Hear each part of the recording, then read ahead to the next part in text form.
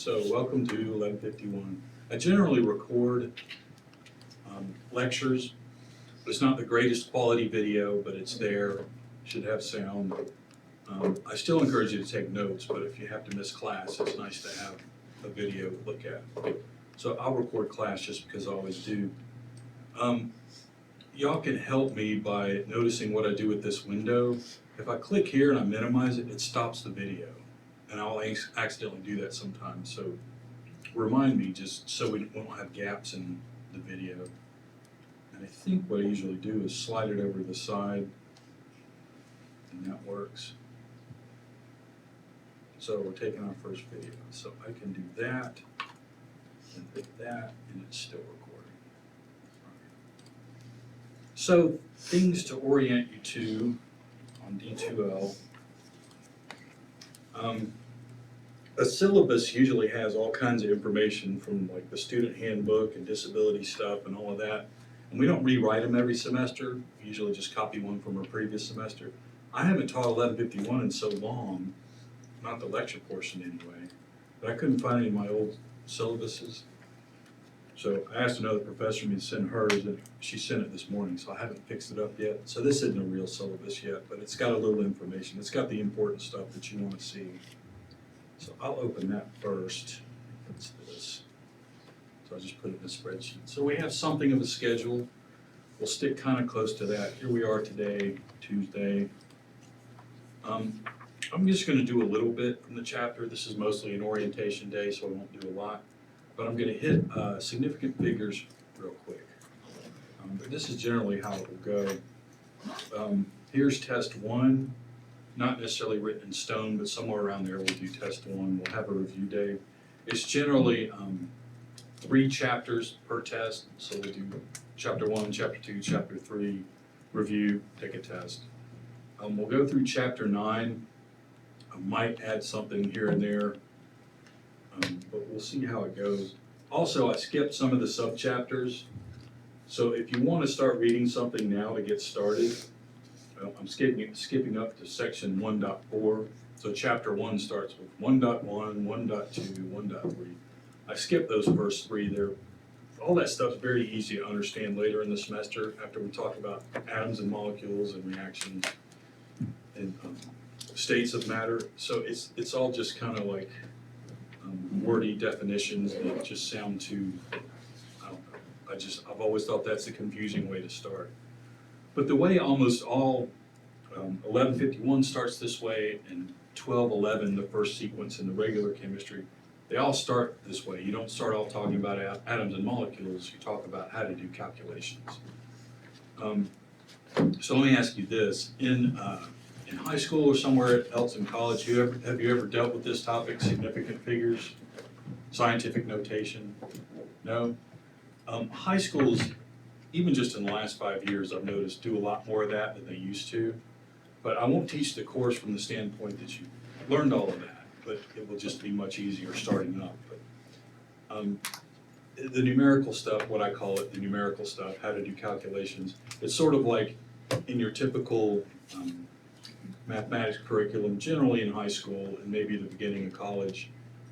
They teach you algebra and geometry and all of this, but there's a few more things you need to learn that aren't typically taught. Like if you were a mathematics major, you would take a course called numerical analysis or something similar. And that class starts with significant figures and how do you do significant figures in calculations and scientific notation. But that's just the beginning of that class. If you were in that class, there's several more topics to deal with.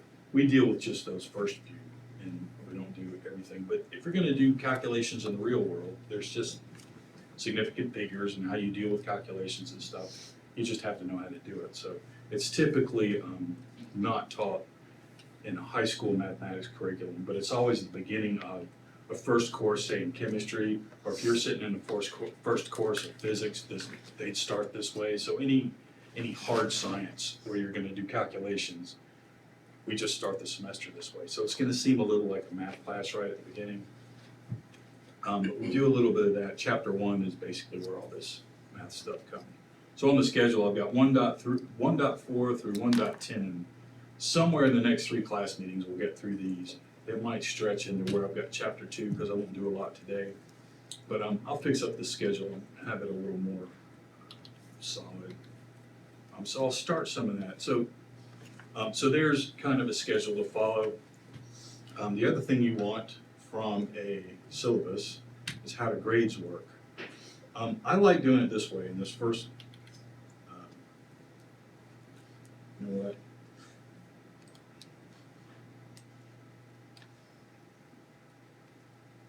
I guess I'll do this because I'm making a video.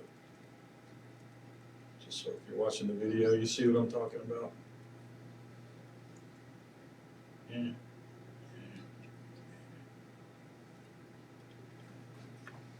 Making videos is a little bit janky. So, there. All right, so up here in grades, this is the way I like to do it. It's just 3 tests and a final, and that's your grade. I used to like it when professors would do their courses this way because I didn't have to worry about homework, or I didn't have to worry about deadlines and when to turn in homework. I just liked that because I was going to go practice my homework anyway. Homework becomes practice for the test rather than homework to turn in, the way I do it. And I always liked that. I think students don't like it because you worry about, if I'm doing bad on my test, I'd like something to pad things up a little bit. So I have this other option that maybe I'll do where there is homework, and then that's how the percentage breaks down. Homework would be like 12%, maybe less. As it stands, I don't think I'm gonna do that, but let me add, I will generally, like if I give test 1 and there's lots of really low grades, the way to fix that is I'll have a quiz, maybe a short 10, 15-minute quiz at the beginning of the next class or several classes up. And I look at the test and I go, oh, here's where everybody's having problems. And then I'll make a short quiz just over a handful of questions from the test, and you get a second chance. And then I'll pad up your test grade a little bit with that. And I'll show you how that formula works if we come to that. So there's a little bit of way to fix things if you blow a test to fix it up a little. But as it stands, I think I'm going to do grades this way without counting homework.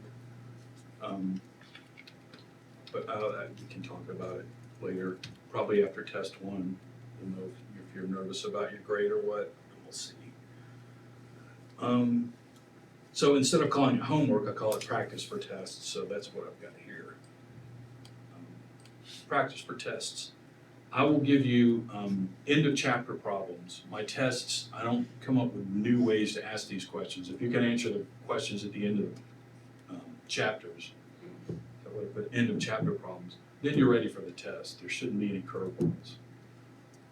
So in terms of being ready for a test, it's just the things I give you to practice. I'll show you what I've got to start with today in terms of that. And homework, I'll call homework for a grade if I do it, and I'll do that on D2L. There's a way to build homework questions into D2L rather than a separate website like the textbook. So if I construct anything like that, I'll put it on there. But as it stands, I don't think I'm going to do it. The other thing you want from your syllabus is, how do I do attendance? I do track attendance. Did that make it all the way around? Everybody sign this? This is the attendance sheet. Everybody signed in? So I guess we're missing a few, but if you didn't sign in on your way out. Somebody steal my pen? Did I send a pen around? It's in the cloud. It's where? No, like it's in the cloud. Oh. Thank you. Usually it disappears. This one made it all semester last semester. So I'm keeping it, see how long I keep track of. I don't take any grade off for attendance. I mean, theoretically, you could just never come to class and only show up for tests, and that's fine. If you can do tests that way and you're fine, you're getting an A, that's fine with me. But having said that, it doesn't typically work out that way. It helps to show up, especially if you're not a big chemistry person from your past, you're going to probably need to be here. But theoretically, you could skip every day other than tests, and I won't dock your grade for it. I think technically if you miss 10% of classes, I have the right to fail you, but I don't do that. So if you read that somewhere, it's my discretion how I handle it. And I always liked it when professors did that. If I wanted to sit home and study and do the homework, that's what I do, and I wouldn't go to class. And it didn't always work out great, but I liked having the freedom to do that. But I am encouraging you to show up and pay attention, because just reading things out of a textbook is not the best way to learn things. I mean, what you're paying for with your tuition is to have someone explain it to you. So that's what I think of my job is. I take what's in that chapter, I try to make it as accessible as I can. And the textbook is there for reference, for definitions, for problems to go through. It's good to read the chapters, but I generally say wait until I go over it before you read the chapter. I'm going to frame you in, and then it's not just 1,000 words on a page that you're reading. You kind of know what you're picking out. So that's what I consider my job, is what I'm paid to do, is explain chemistry to you. You can buy textbooks without going to college and learn chemistry. One of the things you get from college, you get a transcript, you get proof that you at least did well in the class. But the other thing is to have somebody explain it to you. Most things, it helps a lot to have someone explain it rather than you just read about it. So, textbooks are available, you can buy them, but you're paying to have someone explain it to you. So, okay, and the last thing to mention is the class videos. I make a class video if you miss class. There's generally something to watch. Put a note in here that it doesn't always work great. Sometimes the video just shuts off. Sometimes there's a sound problem. So I wouldn't rely on it 100%, but it's just doing that because I got the video on there.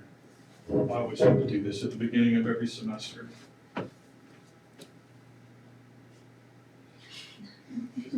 Psychedelic introduction. But generally the video works good and it's there, so I'll have another section in D2L where I put these videos. Any questions? What have I forgotten to mention? I don't generally think you need to bring a laptop to class because I do everything up here. You will want to bring a laptop to lab. Probably all of you are taking 1151 lab. You definitely want to bring that. Our lab manual and procedures and stuff and questions to answer are all online, so you want to bring a laptop to lab.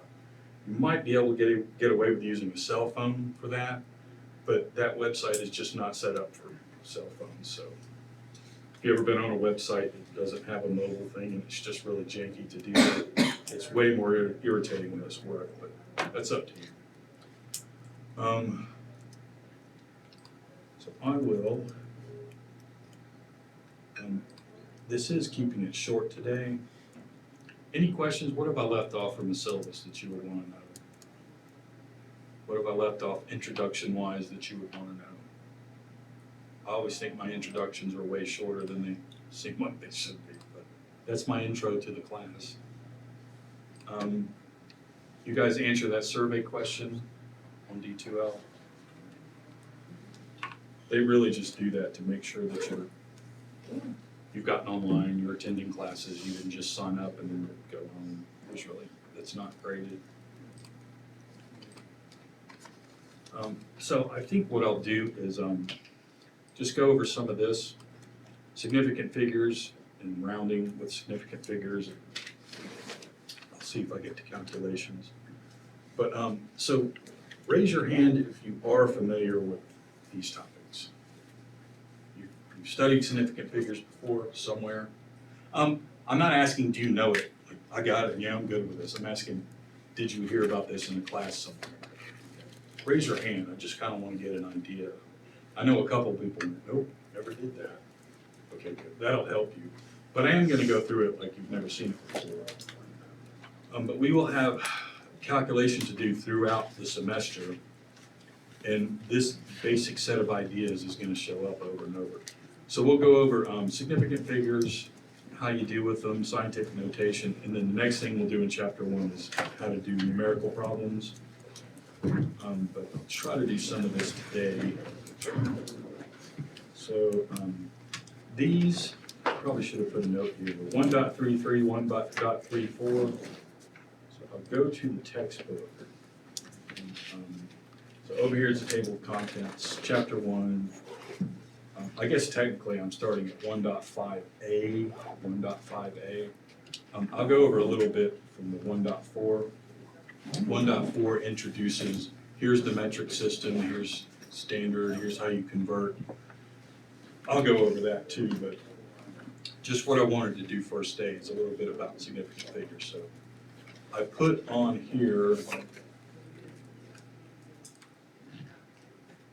where did I put it? Schedule.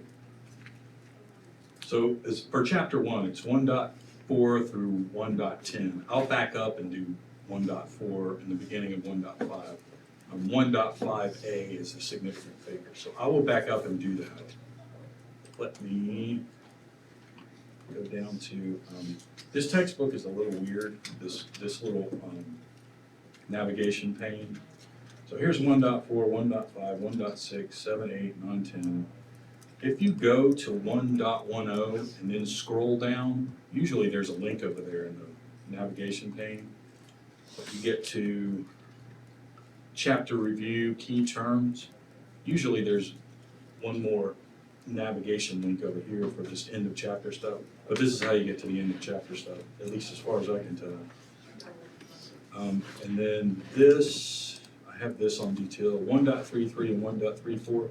That's where we're starting. That's where you want to start looking at problems and solving them.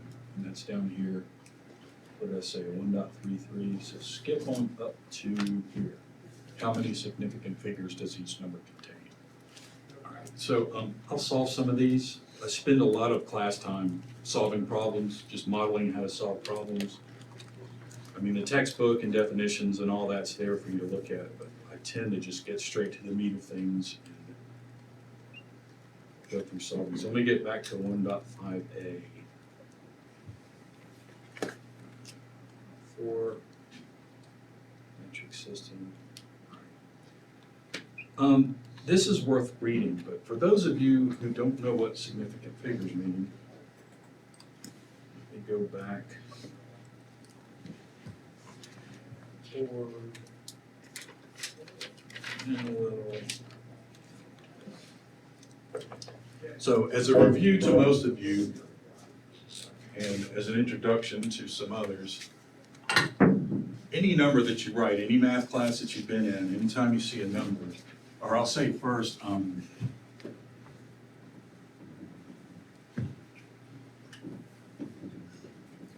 reading a number,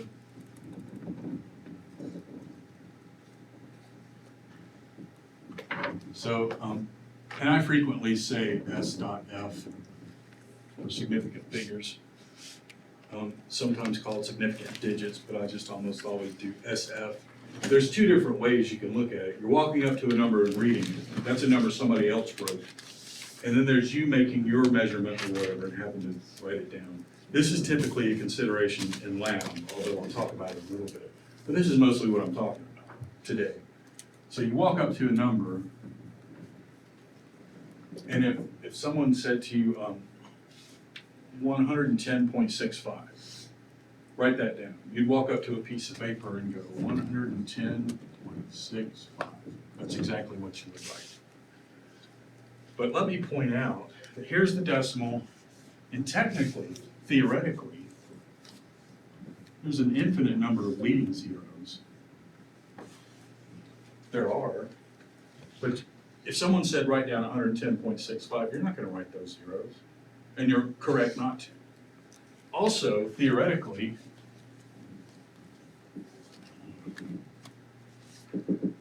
there's an infinite number of zeros after the decimal out here, even if you didn't write it. If I said 110.65, this is all you're going to write.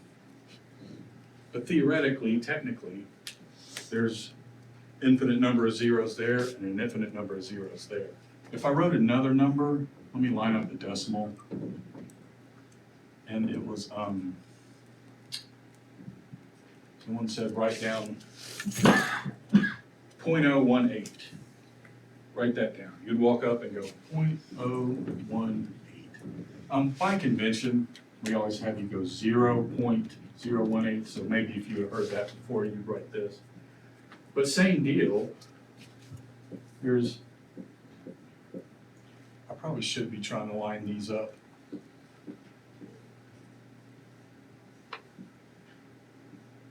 Because they are placeholders for a specific spot. But there is theoretically still, even though that's all you're going to write, you'll probably just write that down. Just write that Same deal, there's theoretically an infinite number of zeros here and an infinite number of zeros here. So the first rule about significant figures, when you're reading a number that someone else has written down, first of all, they're probably not going to write these. That's the easy rule. The leading zeros, no one ever writes those. Maybe, have you ever seen those old alarm clocks? And there are old pumps that do this too in other situations, where it's like a flip card, and there will actually be zeros there, but that's very rare. So if someone writes this number down for you to read, or this number, they're probably not going to write all these zeros. They're just going to write the 110. Those are not significant figures. You can just ignore those. They don't count towards anything. Same here, although by convention, let me clean things up a little bit. Like I said, by convention, if I wanted you to write 0.018, by convention, we have you write this 0. It's kind of a minor concern, but it's so common in science and the medical industry and stuff to write this 0. But technically, you could just write 0.018. It still tells the same story. But by convention, we write that. But still, none of these leading zeros count. In fact, when I say leading zeros for this bottom one, here are the leading zeros. They go all the way up to here. So kind of the next rule to say here is you might even cross a decimal point. But wherever the zeros start, contiguous all the way out to the left, none of those count towards significant figures. So how many figures here are significant? Well, you could ignore all of these and you could ignore all of these zeros. So it's basically, you start way over to the left infinitely. As long as you see 0, 0, 0, you can ignore, ignore, ignore. And then when you go to your first non-zero digit, now you're starting your significant digits. That's where it starts here. That's where it starts here. So the easy rule, zeros, that's usually the confusing stuff about significant figures, the zeros. The leading zeros you never count. Even if it crosses the decimal point, you don't need to count those towards significant figures. Okay, the other wide category of significant figures is the trailing significant figures that are there technically out to infinity. But here's the thing, I'm not talking about when you're the one writing the number. I'm talking about when you walk up to a number and look at it and read it. Someone else wrote the number down, put it on a piece of paper, passed it to you, and now you have to look at it and decide which of these are significant figures and which are not. And this one, the trailing ones, open this up.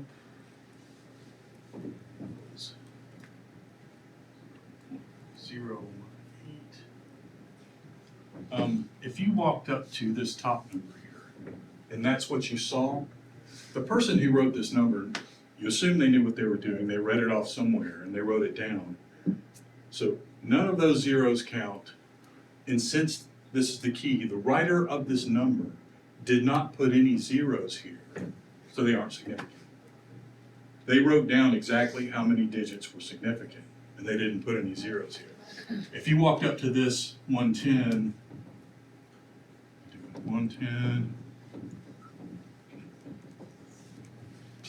they wrote that on a piece of paper, stuck it in a drawer, you came in the next day and looked at it. They wrote that there. That means it does count. So that's what's confusing about the trailing zeros. If somebody else wrote the number and you're reading it, you're answering questions on a test, you're the one reading it, I wrote it.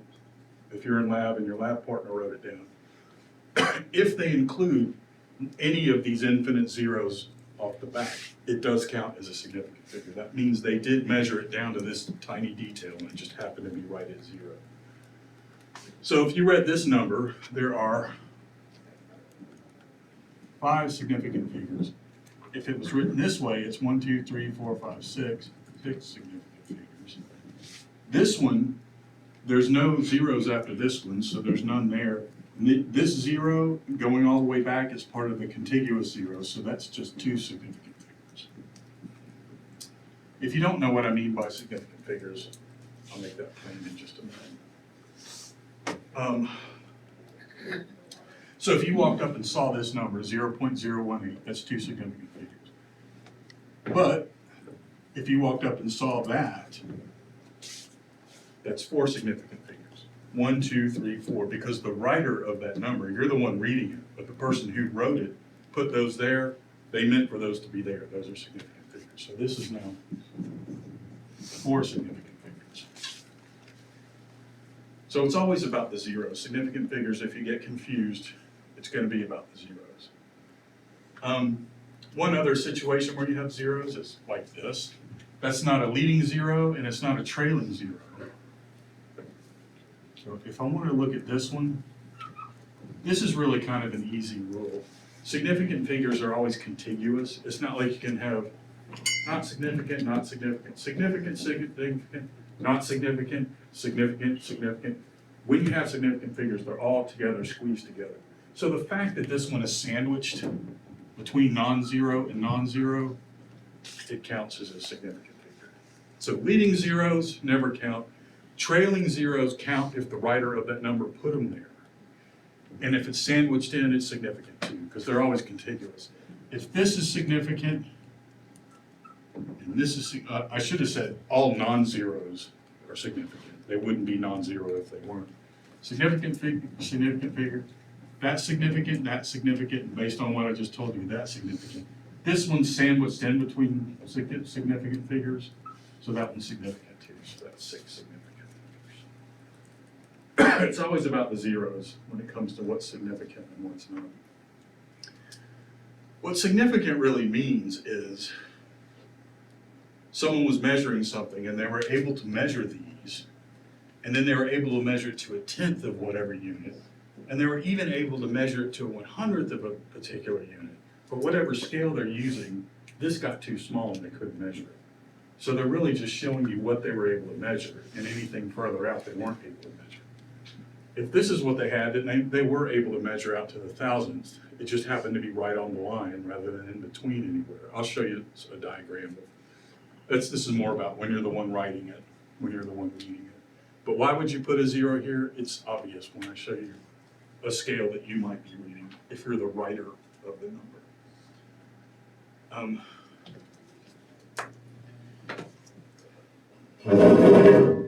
Jump down to 1.33. It's a long way. So practicing that little section, I guess I need to move the camera again. I'll just write them down. When I give you these practice things like this is what I'm looking at. 1.33, 1.34. So here's 1.33, 1.34. The answers to 1.33, answers to all of these, is even further down if you keep going down here. Keep going down, 1.33. Here's the answers to 1.33. So the odd ones it gives you answers to, the even ones it doesn't. I always pick out a section that has some that are given answers and some that don't give you the answers, just so you have something that you can practice blind with, not knowing the answer. And I'll go through any of these you want. I mean, you want some of them where you don't have the answers so you can legit practice.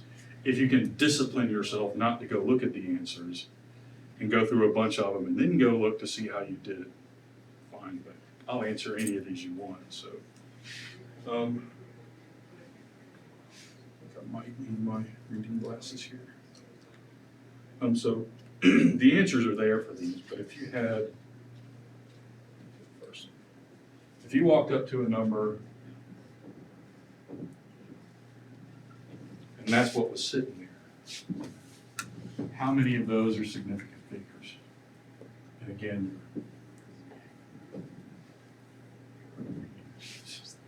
how many significant figures? There are 4. If it's after the decimal, these are trailing zeros. If it's after the decimal and then further out, if you've got zeros that are part of these contiguous zeros out, if the writer of the number put them there, then they are significant. The writer of this number didn't put 16, it put 16.00. That means they were able to measure it out to that fine detail, out to the 100th decimal place. So that's 4 significant figures.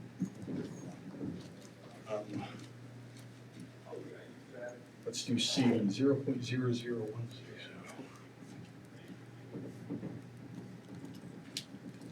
How many do you see there? It's 3. So this is part of the contiguous leading zeros. Even though it crosses the decimal, it's still from here all the way out to the left, all zeros. Those never count. Now we look at the trailing zeros. The writer of this number put this here, so it counts. So that's 3. 1, 2, 3. Those are your 3 significant figures there. So you can practice with these. Anything more tricky? I haven't mentioned scientific notation yet, but I might save that till Thursday. So 1.33, 1.334. Just being able to look at a number and decide how many significant figures you see there. That's an important skill for the next thing, which is, okay, well, this is kind of easy. Rounding. When you do a calculation, let's say you take a number and multiply that by another number and you get an answer, you can do this in a calculator. You can use calculators on the test. But let's say you multiply 2 numbers and your calculator gave you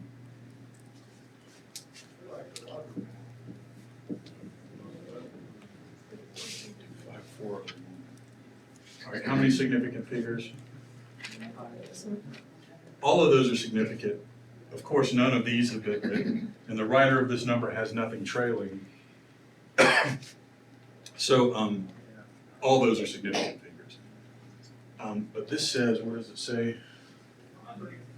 Round these to 3 significant figures. So sometimes your calculator will have more figures on there, more digits on there than you're supposed to have in your answer. Here's the way to do round it. This is saying, in the instructions it says,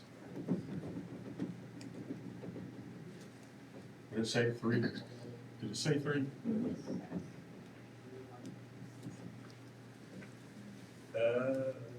Round each number to 3 significant figures. Here's what I tell you to do, especially if you're not familiar with doing this. Underline the first 3, so the answer that you're going to give as your answer is only going to have 3 digits. Underline those 3, and then that next one out, the 4th one, you use your rounding rules. So if it's 0, it's 1, it's 2, it's 3, or 4, you're not going to round this 4. So your final answer here, that's the final answer to this one. Here's 5 digits. You're being asked to round it to 3 digits. You do look at this next one out, the 4th one, and see if you round this last number. And since that's a 0, you don't, so there's the answer. I could use another example here, or I could just make one up. Oh, I forgot one subtle rule, but let me do one more of these.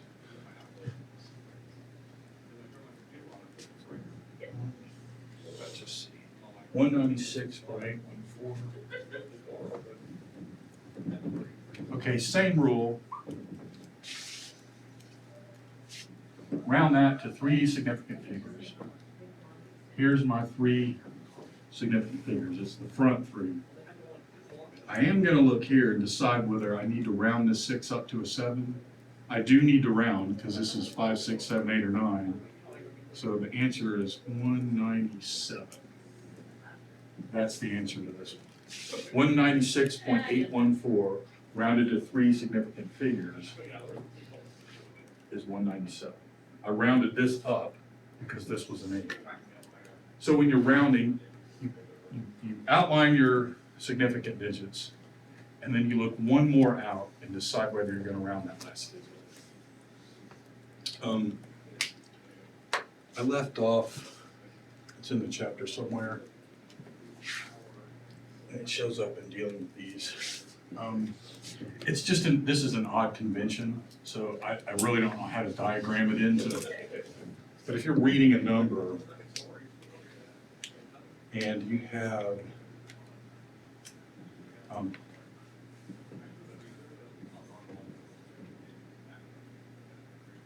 okay, this happens to not have a decimal in it. I could write it that way, and I can also write it like that, which looks weird. You don't see that very often. But you're at a point now where you have to learn this odd little convention. If it's written like this without the decimal, you count these as trailing zeros, even though technically there is a decimal here. But if this decimal is left off, then it's only these that are significant. And if there's a decimal here, then all four of those are significant. That one's just weird, put it in a weird category. It throws you off sometimes just because it's so odd. But this is two significant figures. And this is four. Again, you're still the reader, so you walk up and read this. The writer of this number didn't put a decimal here, so the zeros to the left of where that decimal would be don't count, so it's only these that are significant. Whoever measured this could only read out to the hundreds. They really couldn't read these. They just wrote these in to sort of locate where the decimal is. And if they were able to read them and they happen to be right on the line, they counted them as zeros. I'll show you when you're the person writing it. I'll probably do that Thursday. But if you walked up and read this number, that's two significant figures. If you walked up and read this one, it's four. Usually a segue to start scientific notation, but I won't do it all today. If you had this and you measured, it's 1,200, but really you know because you're the person measuring it, and I haven't gone over this for y'all yet, but if you're measuring and you know that only the first three are significant and that last one is not, even though technically there should be a decimal here, there's no way to, by convention, you write down a number that has these three as significant and this one not. You can't do it using this weird convention. You're stuck having to use scientific notation. Meaning, if I was going to write this, I would have to go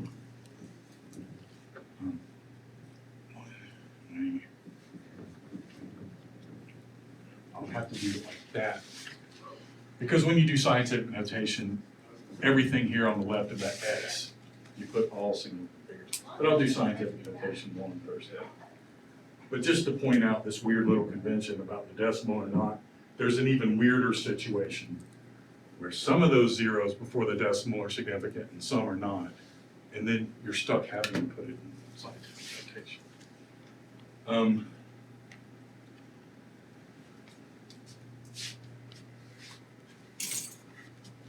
Yeah, some of these, I guess I have to do this, so let me do this. Oops, what I just did.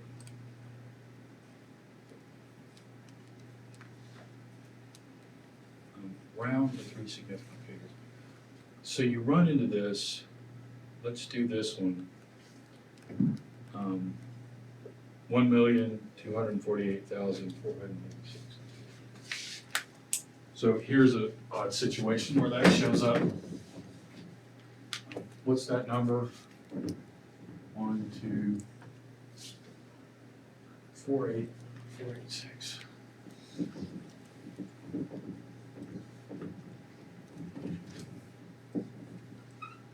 Maybe it helps to have these little commas in there.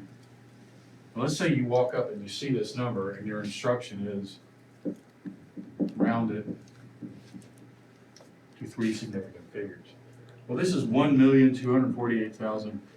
There's no decimal here, but that kind of doesn't mean anything at this point. But you would go, okay, three significant figures. It's these three, and then I'm going to look here and see if I round the 4, and yes, I do. So I'm going to go 1,250,something thousand. There's your three significant figures.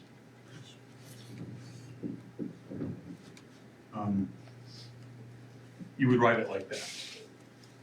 There's your three significant figures, and then these you just fill in with zeros. And by not putting a decimal there, you're showing that to be three significant figures. That tells, so you calculate this in your calculator. You're kind of this person now. That's sitting in your calculator, but you know you can only report three significant figures. This is how you would write it. You just fill in zeros and you leave the decimal. So that one's a little weird, but some of those are in those, so go through them, see if you can do that. Learn more like that.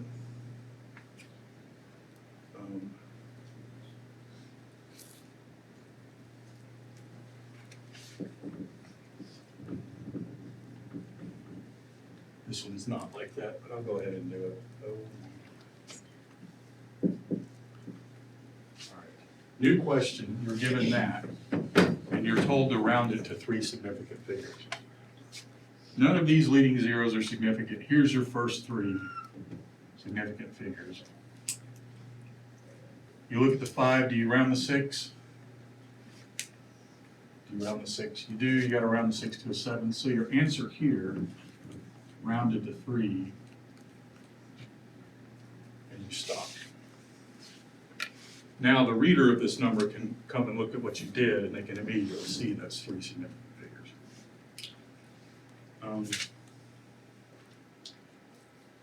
Yeah, that's right.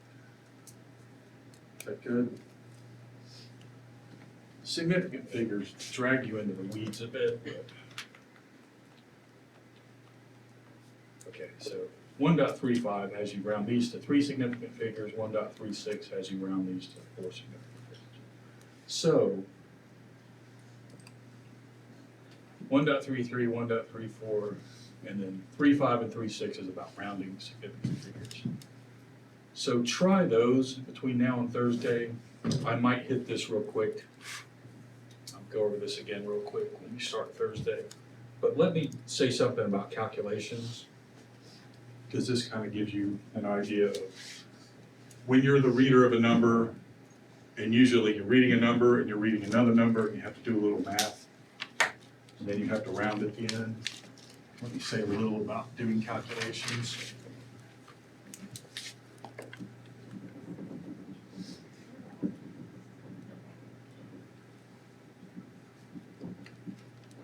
Multiplication / division rule, and then addition, subtraction.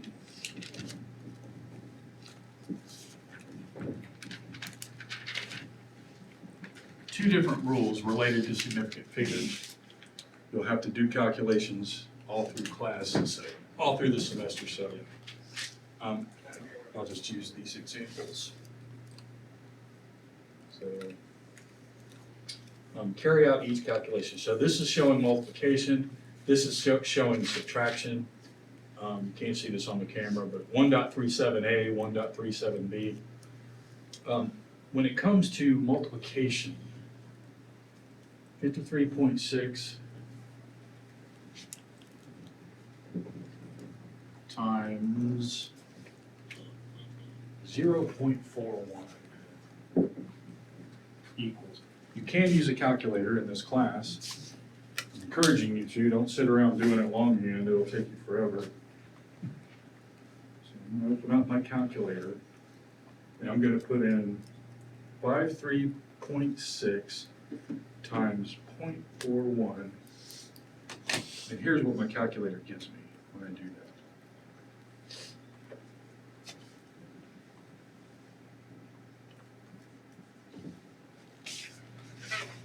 All right, and here's the point. Someone knew some number to 3 significant figures. They didn't know the 100th position. They couldn't measure that. So that's as accurate as they can get. Really, I should say it, this is as precise as they can get with this number. And then you're multiplying that by another number. This one they could measure out to the 100th position, but no more. So that's as precise as they can get there. You can't have a number that's more precise than the numbers that went into the calculation. This one is saying you got 5 significant digits of precision. Here you only had 3, and here you only had 2. So going back to what I've been going over before, if I just said, just look at this number. How many significant figures do you see for 53.6? 3. There's 3 significant figures. There's no zeros here, so there's nothing confusing. In case you're sitting there and go, this seemed a lot more confusing than that, it's because there's no zeros. So you don't have any of those confusing rules to look at.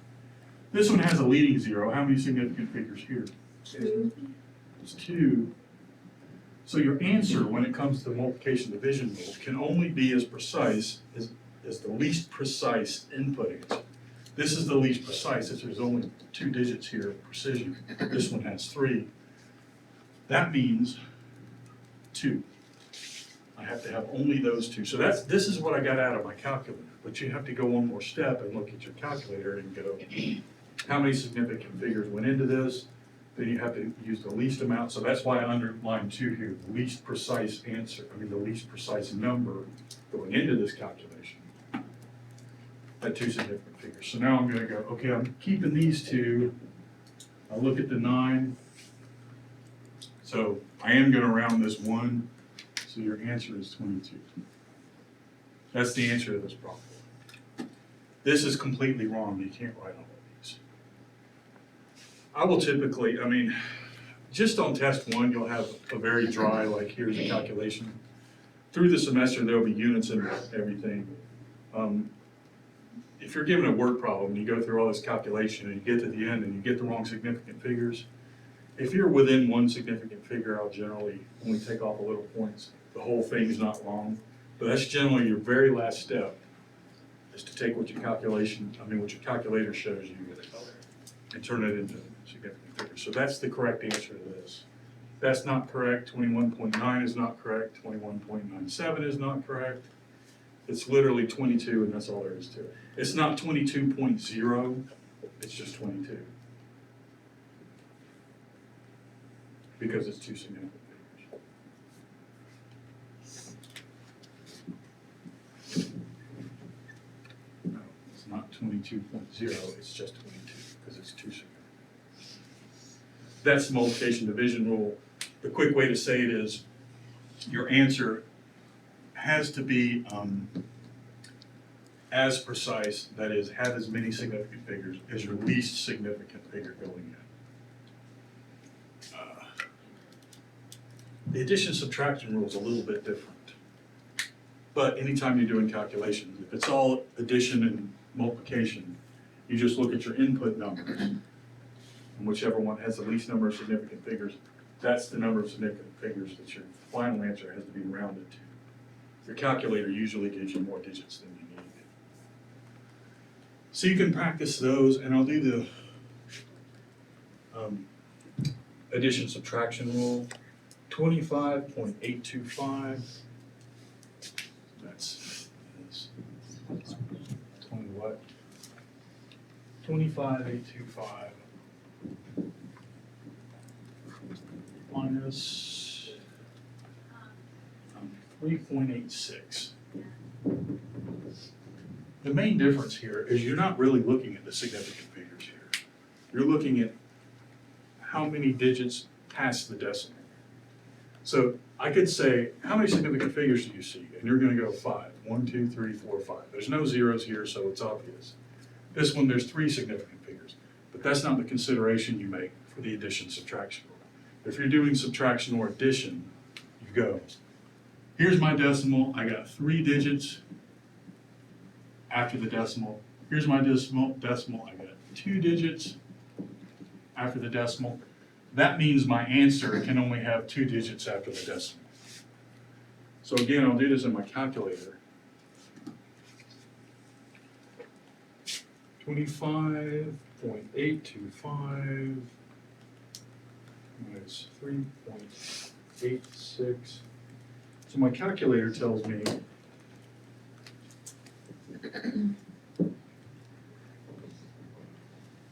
like I said, calculators tend to give you more digits than you need. Every rare now and then they give you the right amount, but you only know that because you know your rules.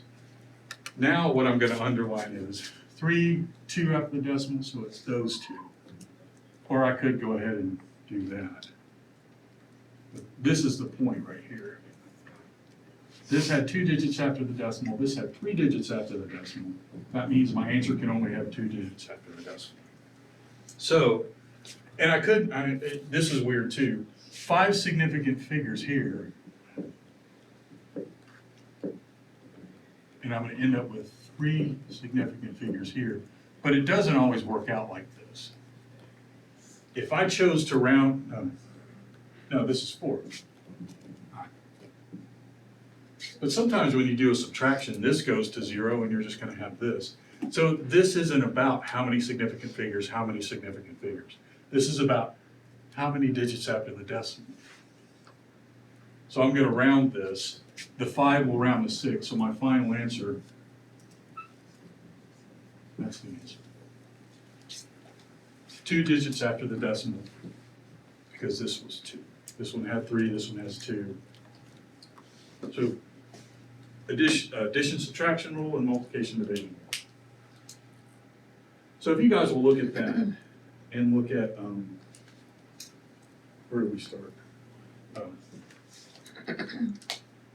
I have sort of covered these first 3.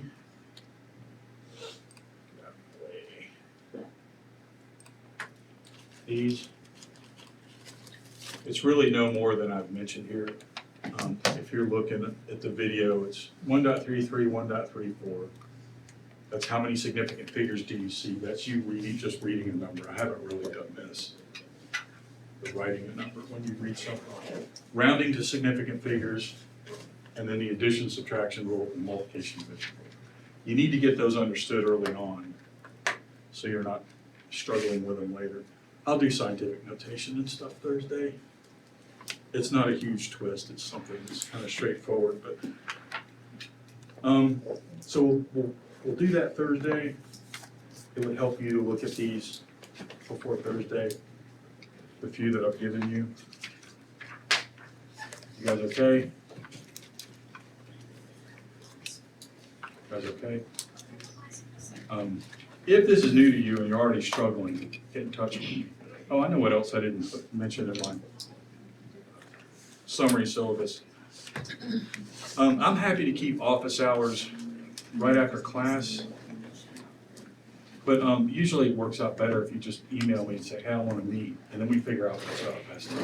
And even if, I'll just make sure I'm here at that time. But if you want to catch me on the way out, that's fine. Check. So on Thursday, I have labs. I might have a lab real soon, right after. I'll talk about it Thursday. But if you need to meet with me, just email me, or you can text me. I'll put my cell number on the real syllabus, and you can text me. I'm fine with texting. That's very easy to do.